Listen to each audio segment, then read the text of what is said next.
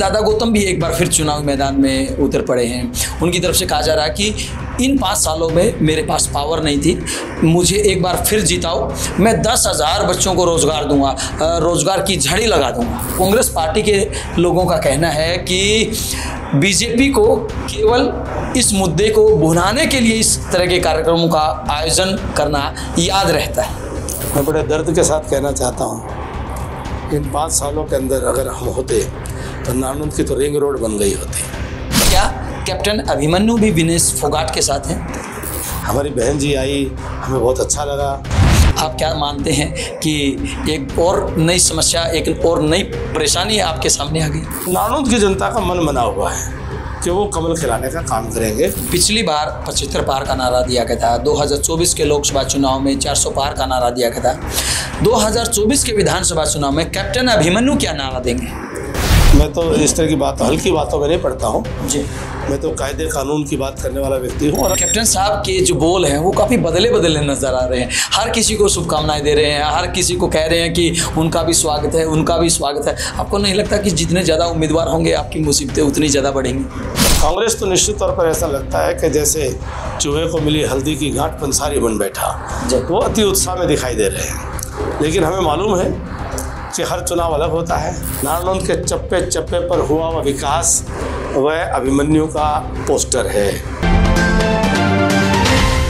हरियाणा के कदावर नेता कहें या फिर अलग अलग राज्यों के चुनाव के प्रभारी रहे या फिर हरियाणा के पूर्व वित्त मंत्री कहें या फिर जनता के हितों को ध्यान में रखते हुए विकास की गंगा का प्रवाह करने वाले उस शख्स की बात करें। जी हाँ, आज पूर्व वित्त मंत्री कैप्टन अभिमन्यु जी आज हमारे साथ मौजूद है। कैप्टन साहब, आज तिरंगा यात्रा निकाली गई और तिरंगा यात्रा के दौरान लोगों के अंदर जो जोश था, क्या कुछ कहना चाहेंगे? क्या जिस प्रकार से आपने फौज में काम किया था वैसी ही कोई भावना आज जागृत हुई? निश्चित तौर पर वंदे मातरम, जय हिंद, भारत माता की जय। जी, आज तिरंगा यात्रा में जिस प्रकार से नारनौंद की सड़कों के ऊपर कार्यकर्ताओं का, युवाओं का, महिलाओं का, बुजुर्गों का जोश देखने में मिला, उनका उत्साह, उनकी उमंग देखने में मिला, तो आज मैंने महसूस किया कि हमारे भारत के गांवों के लोगों में राष्ट्रवाद और राष्ट्रभक्ति बहुत ज़बरदस्त तरीके से जिंदा है जी। और जब प्रधानमंत्री श्रीमान नरेंद्र भाई मोदी जी ने ये देश को आह्वान किया कि हर घर तिरंगा अभियान चलाया जाए और साथ साथ तिरंगा यात्राएं निकाली जाएं, और जिस प्रकार का आज पार्टिसिपेशन था उसके अंदर बिल्कुल मन से लोग अपने आप केवल सूचना से, अपनी व्यवस्था से, अपने साधन से, अपनी प्रेरणा से आज नारनौंद पहुँचे और हज़ारों की संख्या में तो तिरंगा लेकर के और बड़े उत्साह के साथ उन्होंने जो दृश्य था वास्तव में दिल को छूने वाला दृश्य था जी। निश्चित रूप से कैप्टन साहब, जब इस तरह की बात हो और देश के सम्मान की बात हो और शहीदों की बात हो तो हर कोई एक ही छत के नीचे आना पसंद करता है। लेकिन अगर हम कांग्रेस की बात करें तो कांग्रेस पार्टी के लोगों का कहना है कि बीजेपी को केवल इस मुद्दे को भुनाने के लिए इस तरह के कार्यक्रमों का आयोजन करना याद रहता है। उनको भी बुलाने चाहिए, अगर इसको बुलाना कहते हैं। उनको भी देशभक्ति के, राष्ट्रभक्ति के प्रमाण प्रस्तुत करने चाहिए। उनको भी जनता के साथ देशभक्ति के संस्कार को प्रदर्शन करना चाहिए। वह केवल एक अपनी पार्टी के राष्ट्रीय नेतृत्व और परिवार भक्ति में डूबा हुआ दल है। वह राष्ट्रीय स्तर पर परिवार हो या प्रदेश स्तर के परिवार हो, ये लोग परिवार भक्ति में डूबे लोग, यहाँ तक कि मैं कहूँगा कि गुलाम मानसिकता के लोग जो एक परिवारों की गुलामी करते हैं, ऐसे लोग देश के बारे में नहीं सोच पाते हैं। और उनको शिकायत करने के बजाय स्वयं अपने घर घर पर तिरंगा लगाना चाहिए और उनको स्वयं राष्ट्रभक्ति का परिचय देना चाहिए। कैप्टन साहब, वहीं अगर हम विधानसभा चुनाव की बात करें तो विधानसभा चुनाव की आहट बिल्कुल साफ सुनाई देने लगी है। एक बार फिर पूर्व वित्त मंत्री कैप्टन अभिमन्यु बिल्कुल नए जोश के साथ, नई उमंग के साथ विधानसभा क्षेत्र के लगातार धुआंधार दौरे कर रहे हैं। तो क्या लगता है जो पीछे जो सूखा रह गया था नारनौंद हल्के का, वो अब की बार कमल खिलने में सफल हो पाएंगे? देखिए, पिछली बार भी लोगों ने चुनाव जिताने के लिए वोट दिया था जी। नारनौंद की जनता ने नारनौंद के इतिहास का सबसे अधिक वोट जो कभी किसी एमएलए को भी नहीं मिले थे, लगभग 62,000 के करीब वोट भी दे दिए थे। और ये तो एक चुनावी समीकरण था और कहीं ना कहीं बहुत प्रकार के छल हुए, जिसके कारण से नारनौंद का जो जनादेश था उसको मोड़ दिया गया, उसको हाईजैक कर लिया गया। और जिन लोगों ने हाईजैक किया अब वो दल ही पूरी तरह से खात्मे के कगार पर है। तो नारनौंद की जनता ने 5 साल में इस दर्द को जिया है। नारनौंद के चप्पे चप्पे पर हो रहे विकास पे जहाँ भी रुकावट जैसा था वही थमा, उसका दर्द नारनौंद की 36 बिरादरी की जनता ने हर पल महसूस किया है जी। और वो जानते हैं कौन काम कर सकते हैं, वो जानते हैं किन्होंने काम किया है, वो जानते हैं कि कौन सबको साथ लेकर के चलने की राजनीति करते हैं, 36 बिरादरी को साथ लेकर के चलने की राजनीति। तो मुझे ऐसा महसूस होता है कि नारनौंद की जनता ने अपना मन बनाया हुआ है, सबको अपने बात कहने का अधिकार है, सबको अपने वोट मांगने का अधिकार है, सभी हमारे भाई हैं, वो भी अपना प्रचार करेंगे। पर नारनौंद की जनता का मन बना हुआ है कि वो कमल खिलाने का काम करेंगे और कोई जो उनके जो जनादेश था, जो हाईजैक हो गया था, इस बार वो हाईजैक नहीं होने देंगे। जनता ने चूक नहीं की थी, जनता के साथ तो छल हो गया था जी, इस बार वो नहीं होने देंगे। कैप्टन साहब, पिछली बार 75 पार का नारा दिया गया था, 2024 के लोकसभा चुनाव में 400 पार का नारा दिया गया था, 2024 के विधानसभा चुनाव में कैप्टन अभिमन्यु क्या नारा देंगे? देखिए, भारतीय जनता पार्टी, हम तो ये मानते हैं कि भी अतीत की जो भूलें हैं उनसे सीख करके जी कि हम किसी भी प्रकार के अति उत्साह में नहीं हैं। 45 सीटों पर भाजपा की लीड है, 41 सीटों पर कांग्रेस की लीड है।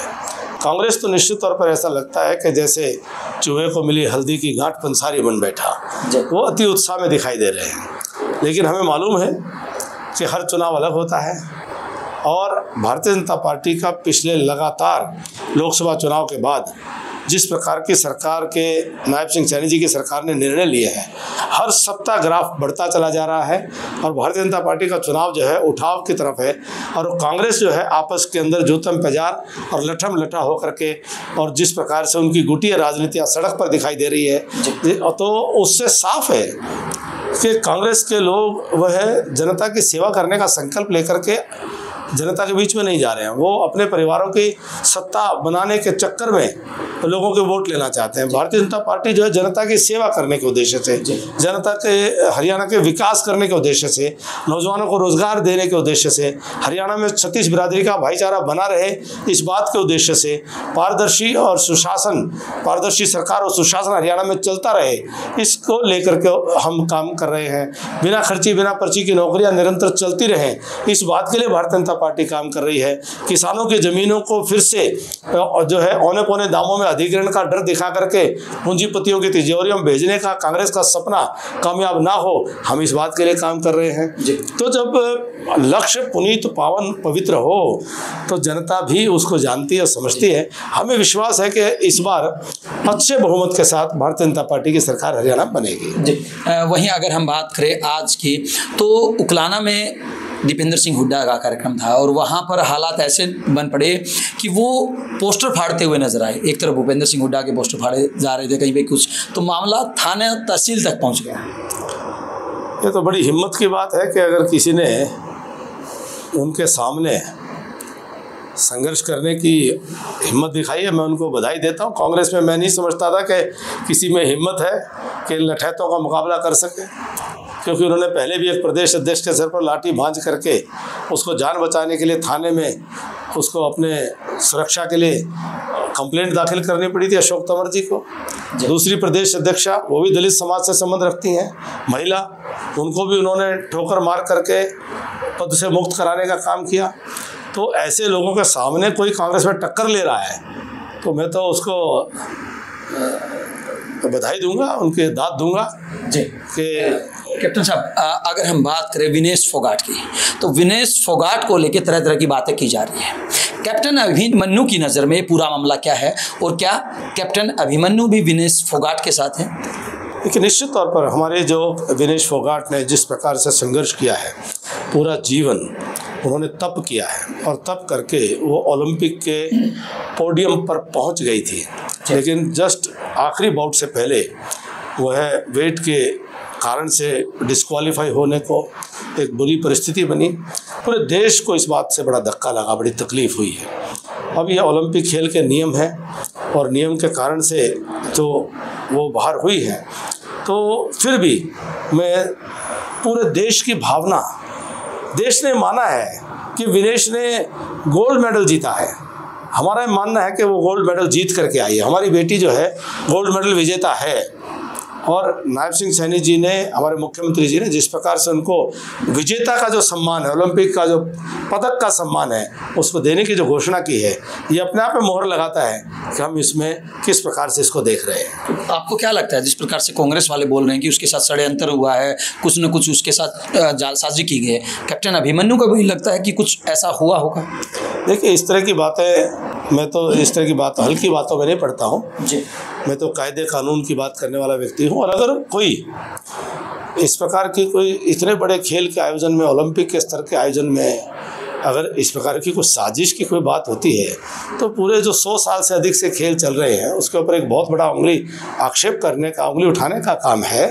तो सीनियर लोगों को बड़ी गंभीरता से इन बातों पर टिप्पणी करनी चाहिए। और फिर ये मामला फिर तो अदालत में, अंतर्राष्ट्रीय अदालत में ले जाने का मामला है साहब। इसलिए ये तो वो अपील की है और अपील के ऊपर जो है, जो भी बेस्ट किया जा सकता है वो करना चाहिए। और जो भी निर्णय हो, जहाँ तक अपील हो सके, और साजिश है तो बहुत गहरी गंभीर बात है। अगर साजिश है कोई भी इस प्रकार की, तो बहुत गंभीर बात है जी। कैप्टन साहब, थोड़ी सी नारनौंद हल्के की भी चर्चा कर लेते हैं, क्योंकि आप प्रदेश की और देश की राजनीति करते हैं। नारनौंद हल्के में 2 दिन पहले एक कांग्रेस पार्टी के उम्मीदवार डॉक्टर अजय चौधरी के द्वारा रैली की गई है। चारों तरफ उस रैली की चर्चा है। आप क्या मानते हैं कि एक और नई समस्या, एक और नई परेशानी आपके सामने आ गई? नहीं, हमें कोई परेशानी नहीं है। सबको अपनी पार्टी का प्रचार करना है, सब अपने अपने लिए रैलियाँ करेंगे, अपने लिए जुटाएंगे, अपना समर्थन दिखाएंगे, अपना शक्ति प्रदर्शन करेंगे।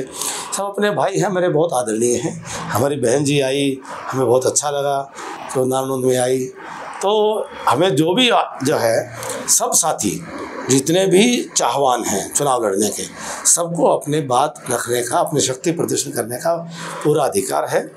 और जनता अंततः गत्वा जनता ने निर्णय करना है।